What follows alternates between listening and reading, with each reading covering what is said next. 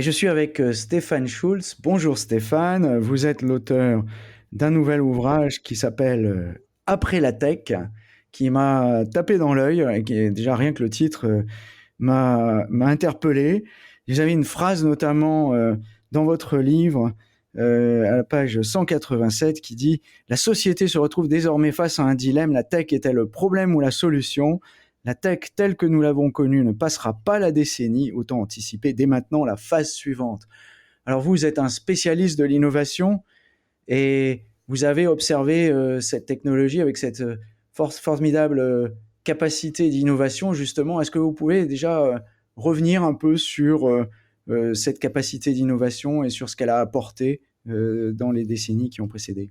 Oui, Yann, j'ai essayé moi d'expliquer en fait, déjà de comprendre à titre personnel et professionnel, et puis ensuite donc de transmettre, d'expliquer les particularités en fait des modèles de la tech, déjà en les remettant dans une perspective historique, c'est-à-dire c'est pas quelque chose qui est arrivé d'un jour à l'autre. Ils ont appliqué finalement une sorte de mode d'emploi qui a été défini bien avant. Je remonte jusqu'à Gutenberg et l'imprimerie.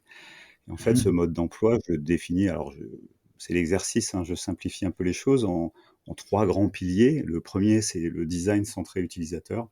Alors ça paraît évident, mais pas toujours. C'est-à-dire, c'est vraiment des gens qui ont une capacité à partir de l'utilisateur, de ses véritables problèmes et à remonter vers la solution technique, et pas l'inverse. Donc Ouais. je donne un certain nombre d'exemples avant la tech, et ensuite on voit comment la tech a pu développer ça de manière très très intense, allant jusqu'au design d'influence, hein, c'est-à-dire jusqu'à ses dérives, et je ne cache pas du tout les dérives.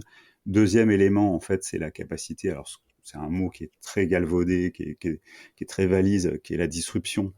Mais la disruption, moi, je la définis par un usage radical de technologies qui ne sont pas forcément faites pour ça au départ. Donc là, je cite beaucoup d'exemples. Et l'imprimerie est un très bon exemple, avec Gutenberg qui a utilisé finalement des technologies qui étaient disponibles déjà depuis longtemps, des caractères mobiles qui avaient été inventés 500 ans Ouais. auparavant, et puis une presse à vin, hein, je veux dire, c'était Après ça. ça va. Ce qu'il a inventé, en fait, c'était une encre particulière, en fait, qui était là pour le coup une vraie invention.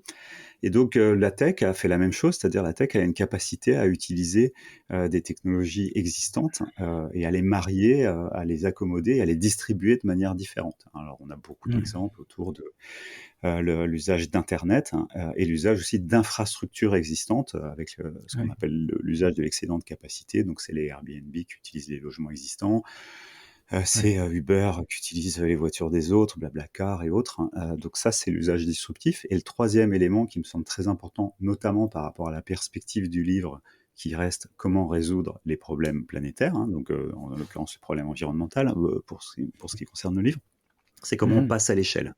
C'est-à-dire la capacité à innover localement, à faire des tests, des choses, on va dire sympa, hein, sans aucun cul de condescendance, elle est réelle. Il y a plein de choses très intéressantes qui sont faites un peu partout. Là, on a des gens qui délibérément, dès le premier jour, cherchent à créer des solutions qui vont passer à l'échelle. Et ça, c'est vraiment super important, ce passage à l'échelle que j'essaie d'expliquer aussi. C'est-à-dire cette capacité à créer des solutions qui non seulement s'appuient sur des standards, et en plus qui vont s'auto-améliorer, on va dire, plus il y a de monde. J'explique l'effet réseau, la loi de Metcalfe, donc il y a un peu de théorie dedans quand même, parce que ça me Ouais. semble Ouais. utile, pour passer à l'échelle. Et donc ces trois éléments-là, le design centré utilisateur, l'usage disruptif des technologies, en tout cas un usage inattendu des technologies, et la capacité à passer à l'échelle, pour moi, sont vraiment les trois éléments qui caractérisent la tech. Et ensuite, dans la tech, c'est quoi? C'est un certain nombre d'entrepreneurs, donc c'est presque le quatrième élément, et c'est ça qui est un peu nouveau. C'est des entrepreneurs vraiment tout à fait particuliers, une génération d'entrepreneurs, hein. Il y en a eu Oui. une première, en fait, ils sont quasiment nés dans les 6 mois, dans les 1955, hein, c'était la génération de Steve Jobs, Bill Gates et tout.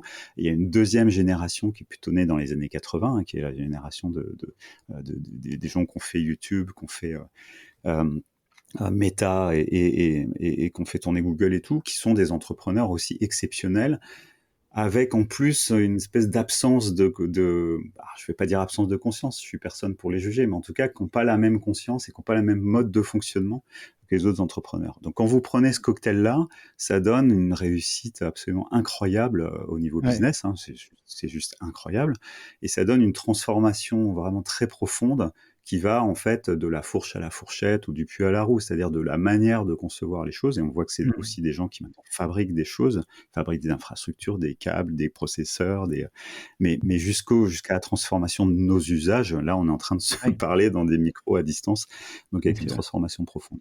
Et moi, c'est ces éléments-là qui m'ont intéressé en fait. C'est comment est-ce que on peut réutiliser cette capacité de transformation pour faire autre chose que faire cliquer sur des pubs.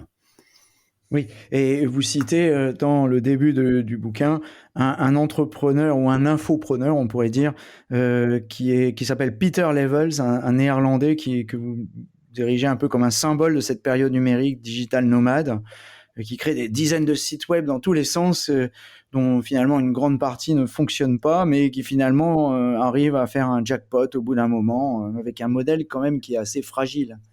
Ouais, c'est une question qu'on pose souvent aux consultants, «Donnez-moi un exemple de transformation numérique réussie» et puis alors là, on sèche parce que c'est une Mmh. entreprise qui n'était pas numérique et qui l'est devenue. À part Netflix, c'est vrai que c'est pas forcément quelque chose d'évident.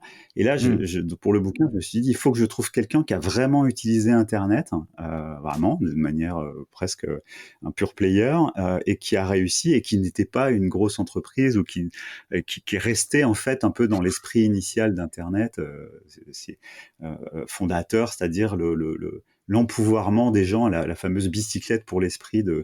de Steve Jobs. Et bah lui, c'est presque un symbole. Hein, je veux dire, après, je suis pas d'accord du tout avec tout ce qu'il dit et tout ce qu'il fait, mais par contre, bah, c'est un développeur moyen.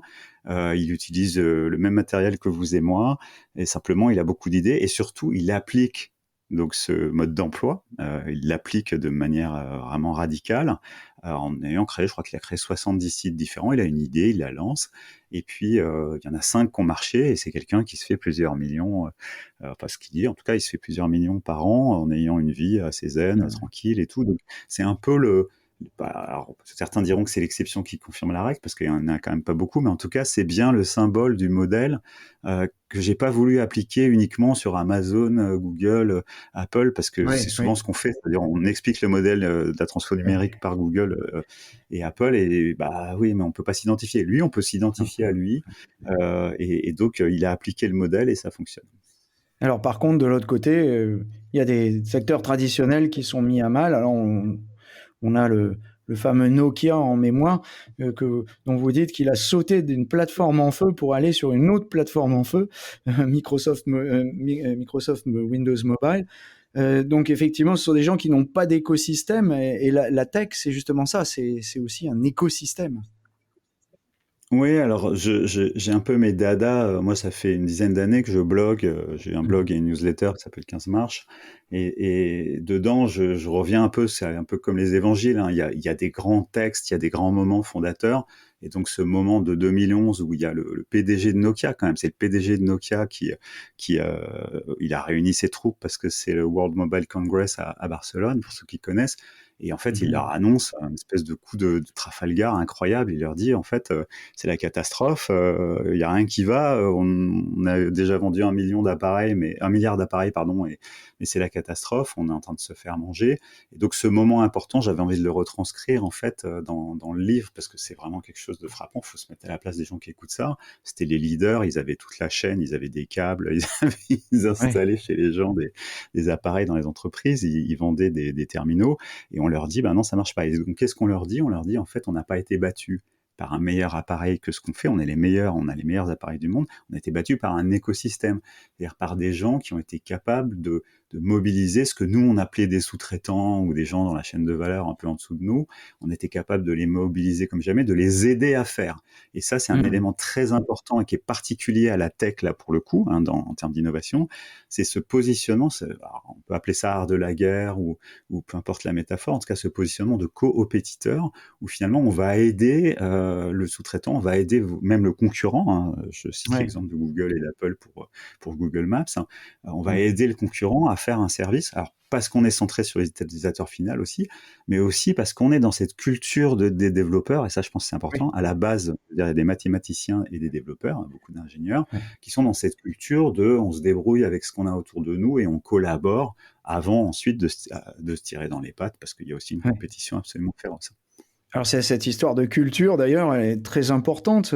Page 150, vous nous dites: «Pourquoi la Poste n'a-t-elle pas créé Facebook? Pourquoi France TV n'a pas créé YouTube?» Ouais, donc ça quand on se rapproche dans le livre vers le sujet environnemental, parce que quand même c'est ça que j'ai en tête, évidemment dans le sujet environnemental, on va être sur de la politique publique, on va être sur des institutions publiques, on a des compétences publiques. Et donc pour moi, ça reste un mystère en fait qui ne peut s'expliquer que par la culture. C'est-à-dire Mmh. pourquoi est-ce que Airbnb n'est pas géré par des villes? Alors ça veut pas dire Airbnb, l'entreprise Airbnb avec le logo rose, hein. C'est-à-dire pourquoi les villes n'ont pas pu mettre en place, n'ont même pas eu l'idée de mettre en place un service qu'ils offriraient à leurs habitants, qu'ils offriraient à leur entreprise en disant, les gars, quand vous êtes en vacances, on gère les clés, on se débrouille. D'ailleurs, la police, c'est nous, hein. Bon, et on s'occupe de remplir vos logements, on s'occupe d'intensifier les usages. Facebook, c'est pareil. Je veux dire, qu'est-ce que c'est Facebook? C'est la capacité, en fait, de partager des informations. C'est quand même pas très compliqué techniquement, pardon. Je veux dire, il y a plein de gens qui ont essayé de faire des clones de Facebook et tout. Pourquoi c'est pas la Ouais. puissance publique qui a mis ça en œuvre? Je suis pas en train de dire que ça devait être exclusif, mais je pose la question culturellement, qu'est-ce qui fait que finalement, nos institutions publiques, elles ont plutôt adopté le modèle dominant de la révolution industrielle, c'est-à-dire on recherche un monopole et on va expliquer aux gens ce qu'ils doivent regarder à la télé, si on prend les 3 chaînes de l'ORTF, ou on va maintenir un seul canal de distribution qui est le timbre-poste et l'enveloppe. Pourquoi est-ce que c'est pas la Poste qui a développé l'email? Je veux dire, vraiment, Ouais. ça paraît complètement stupide comme question, mais si on y réfléchit, on peut vraiment se demander pour quelle raison ils n'ont pas eu cette idée-là? Pourquoi Wikipédia n'a pas été inventé par l'éducation nationale? Alors je dis pas l'éducation nationale française, parce que c'est pareil dans le monde entier. Qu'est-ce qui fait que c'est des ingénieurs un peu particuliers quand même quand on étudie leur vie, Mmh. qui ont considéré que c'était bien de rendre l'éducation gratuite et publique pour tout le monde?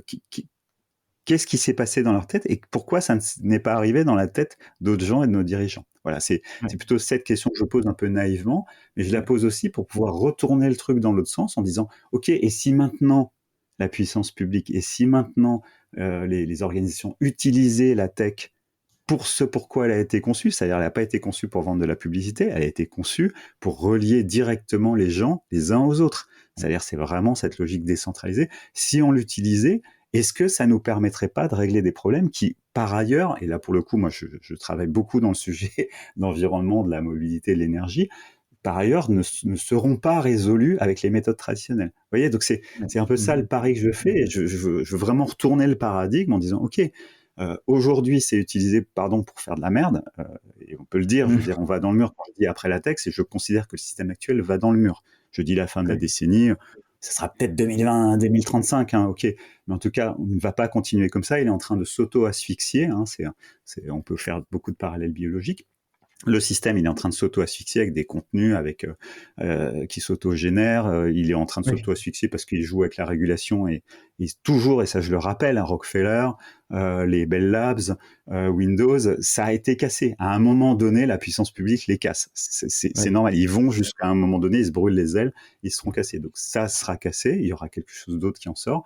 Est-ce que ce quelque chose d'autre qui en sort, on est capable d'en faire quelque chose de positif et de l'utiliser, encore une fois, du puits à la roue pour transformer la société, transformer l'économie et Oui. transformer notre rapport à la planète. C'est vraiment ça Ah, le pari que j'essaie d'expliquer dans le livre. voilà, donc ça c'est la deuxième partie du bouquin et qui est dédiée donc justement à la question: «Est-ce que la tech peut, aussi faire du bien?» Alors c'est pas à gagner parce que comme vous le dites, numérique et la tech et l'écologie ne sont pas forcément, des bons amis. Alors, on pour les gens qui sont dans le numérique, on pense que c'est écologique d'utiliser, des technologies de l'internet plutôt que de se déplacer. Mais finalement, dans l'écologie, on pense que le numérique encourage des modes de vie qui sont néfastes à l'environnement et vous relevez jusque 10 controverses de ce genre. Alors, quand vous dites que le système va imploser et va se détruire sur lui-même, on peut décrire un petit peu plus que ça ou comment vous pensez que ça va Ouais, bah, arriver?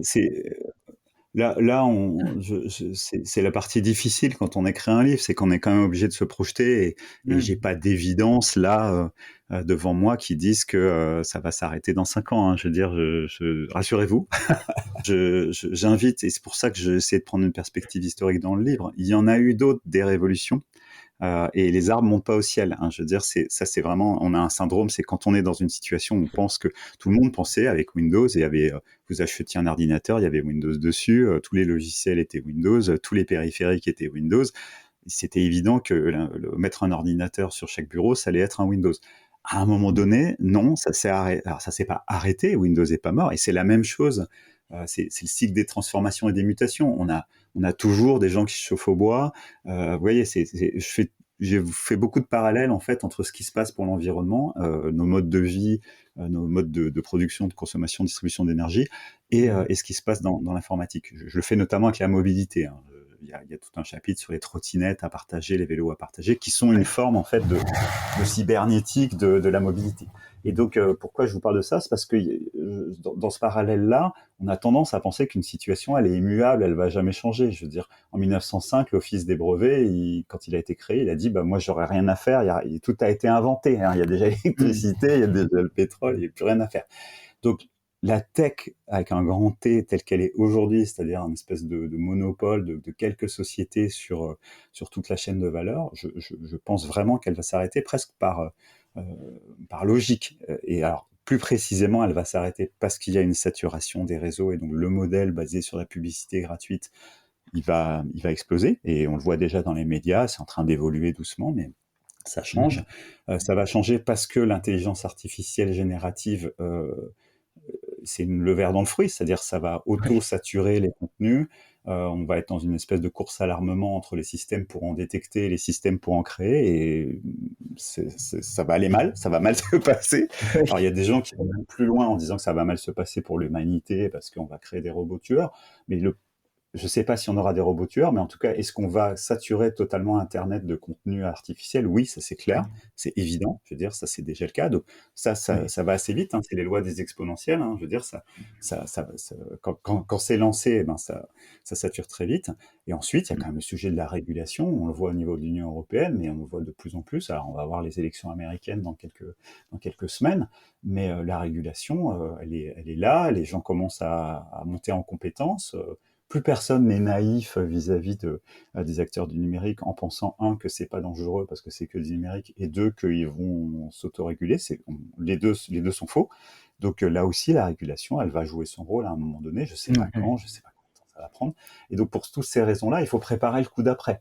C'est vraiment ça que j'essaie d'expliquer. Et le coup d'après, pour moi en tout cas, mais j'entends, j'ai lu, j'ai étudié tout ce qui est écrit sur la décroissance et sur la sobriété imposée, hein, j'entends pas la sobriété choisie. Hein. Et donc j'entends ça, je pense que c'est utile, je pense qu'on a besoin des activistes, je pense qu'on a besoin de ça, mais en parallèle de ça, on a encore beaucoup de choses à inventer, on a encore beaucoup de technologies pour le coup à déployer, parce que c'est comme ça qu'on fonctionne, le monde fonctionne comme ça, et là je plaide moi pour un usage raisonné, en tout cas un usage bien utile et compris de ces technologies, mais aussi de ces manières de faire, c'est-à-dire les trois piliers que j'évoquais tout à l'heure, pour le coup déployer, résoudre un certain nombre de problèmes qui sont nécessaires pour faire la révolution écologique. Alors, comme vous avez parlé de Windows tout à l'heure, vous avez cité également Bill Gates qui a écrit un livre, How to Avoid a Climate Disaster, donc, qui évoque comment éliminer 51 milliards de tonnes équivalent équivalent CO2, pardon. Et sa vision, vous dites, est une vision technosolutionniste et qu'il doit y avoir d'autres approches. J'appelle même ça une vision hémiplégique, c'est-à-dire alors moi je suis quelqu'un je suis vraiment très bouteille à moitié pleine. Hein. Tant pis, je me refais pas. Moi, ce que je vois de positif dans le livre de Bill Gates, c'est qu'il fait le boulot d'aller faire un état de l'art. Il prend les 51 milliards de tonnes équivalent CO2, il les divise par 5 grands domaines, habiter, se chauffer, produire de l'énergie, se dépasser, etc. Donc il fait le boulot de la grande revue. C'est un peu, je fais attention à ce que je dis, mais c'est un peu du Jancovici, c'est-à-dire il va faire le boulot du énergie, climat, consommation.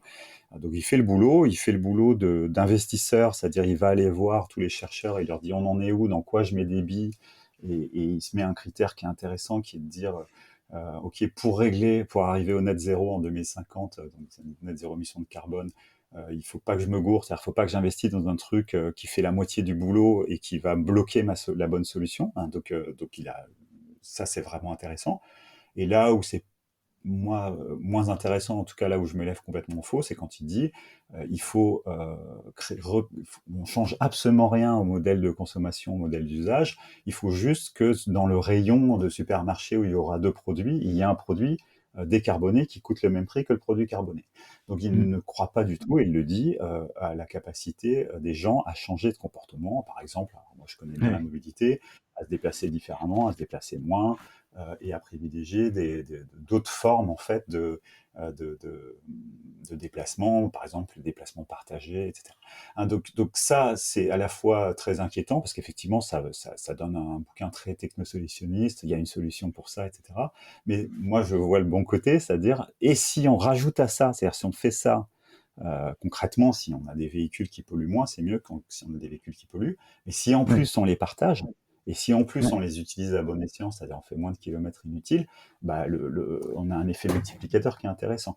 Donc Ouais. voilà, je le prends moi pour ce qu'il donne, et il fait ce boulot-là quand même d'études un peu systématiques de toutes les solutions dans tous les domaines, et c'est très intelligent.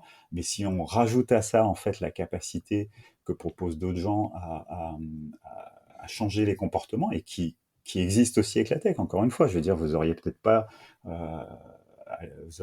voyagé en habitant chez des particuliers il y a 10 ans, et encore moins louer votre propre logement. Bah, il y a des gens qui sont arrivés à faire que c'est possible, et c'est pas qu'une question technique, c'est une question de design, c'est une question de communication, c'est une question de conditions générales d'utilisation, donc juridique. Il y a un design en fait de l'offre centré sur les utilisateurs qui est très bien fait. Donc si on est capable de marier les deux, encore une fois, dans des objectifs qui pour moi sont des objectifs de leadership public, hein, c'est-à-dire c'est le public qui doit dire voilà nos objectifs, voilà à quoi on veut arriver dans les 5 grands domaines de production d'énergie, d'habitat, de la manière dont on chauffe, on se refroidit et de se déplacer. Bah, l'effet il va être extraordinaire. Voilà, ça c'est mon pari, en tout cas c'est le pari que je fais, c'est on mêle les deux approches, et ça veut pas dire utiliser des technologies qui sortent de nulle part et qui vont résoudre tous les problèmes, Ouais. hein. C'est souvent des technologies existantes, et c'est l'intérêt aussi de cette approche, c'est de se dire, ok, des fois on utilise des technologies qui sont là et qui ne servent pas à ça, on l'utilise pour faire autre chose. Donc voilà, je fais le lien entre les trois parties du livre. Dans la première partie du livre, j'essaie vraiment d'expliquer ça, c'est comment finalement des grands changements et des grands succès en termes d'innovation, mais même des grands changements dans nos vies ont été rendus possibles quand on a utilisé des technologies qui n'étaient pas faites pour ça, dans un but nouveau, hein. Donc Voilà. là aussi, le technosolutionnisme qui consisterait à dire on ne change rien, mais on met des nouvelles technologies qui vont être moins carbonées, ça je n'y crois pas, et enfin, j'espère que je les montrerai dans le livre. En revanche, si on les utilise différemment, toujours dans l'objectif en fait de réduire nos émissions de carbone, et ben dans ces cas-là, moi je suis optimiste sur la capacité à faire de grands progrès. Donc, pour paraphraser Daniel Kaplan, le but est de passer d'un numérique qui est une révolution sans cause, si je reprends ces termes, à un numérique qui aurait une révolution avec une vraie cause, et cette cause pourrait être, comme vous le dites dans votre livre, de résoudre des problèmes pernicieux, wicked problems en anglais. Qu'est-ce que c'est un wicked problem et comment on le résout? Ouais. Alors ça c'est vraiment là pour le coup on dit souvent on écrit des livres pour apprendre. Moi j'ai vraiment appris des choses là-dessus sur cette science des problèmes. Il y a des gens qui étudient les problèmes, et le wicked problem en fait c'est des problèmes complexes qui résistent à la solution.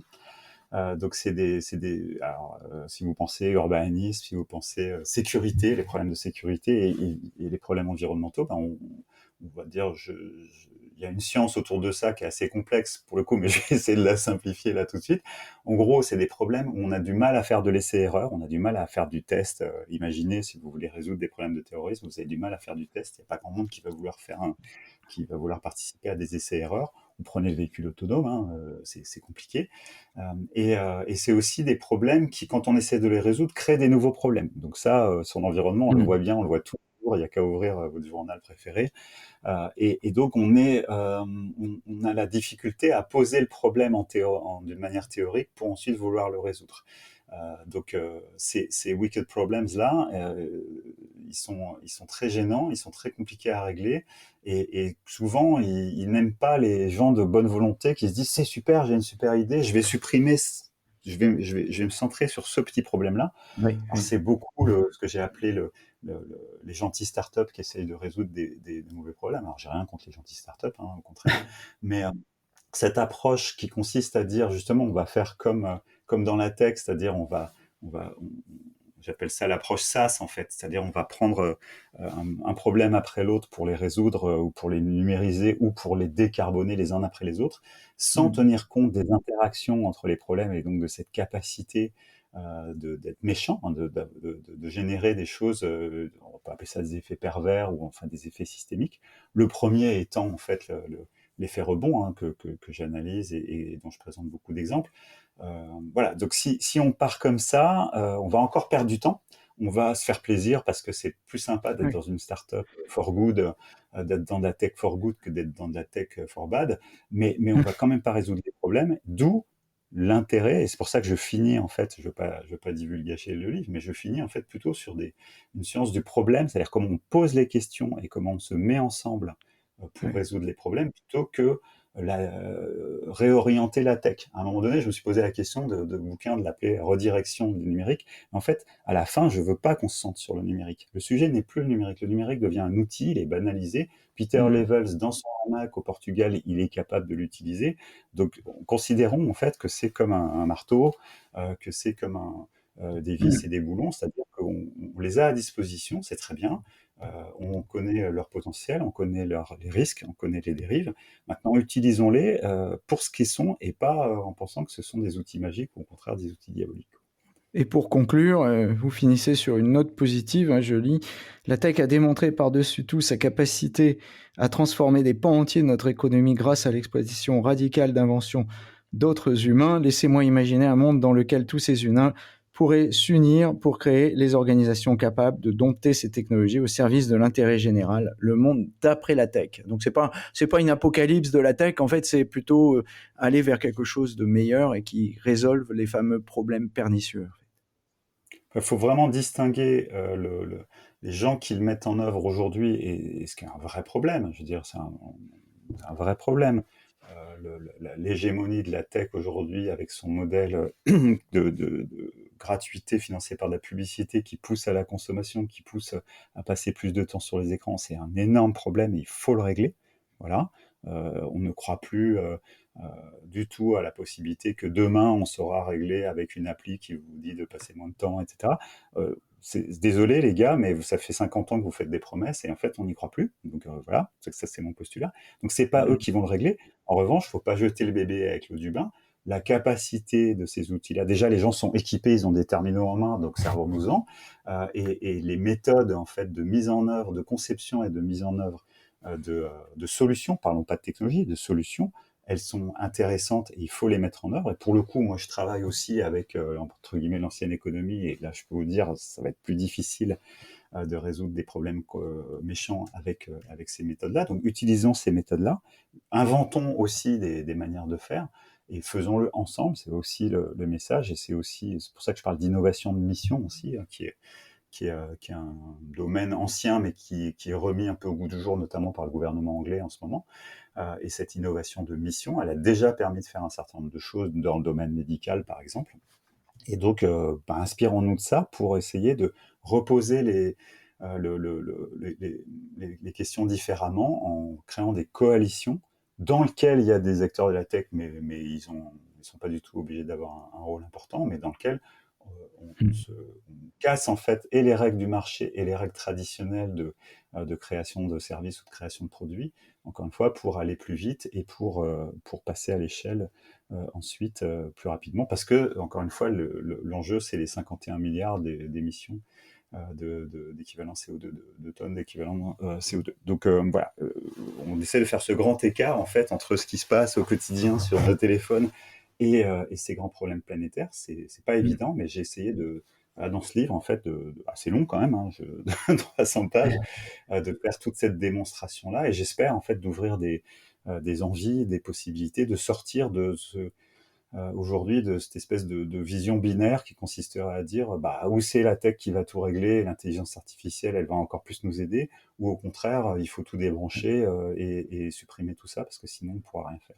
J'essaie de sortir en fait de cette approche binaire en essayant de proposer voilà, un chemin de traverse, une ligne de crête, peu importe la métaphore, pour trouver des solutions. Eh bien, merci pour cette note positive. Et je rappelle le titre de votre ouvrage, Après la tech, le numérique face aux défis écologiques, aux éditions Apogée. Et puis, comme on est après la tech et que vous parlez du surplus de contenu généré par l'intelligence artificielle, eh bien, on vous invitera à rejoindre avec votre blog notre groupe humansubstance.com, qui est le groupe des gens, des humains qui écrivent pour les humains. Merci Stéphane. Merci Yann.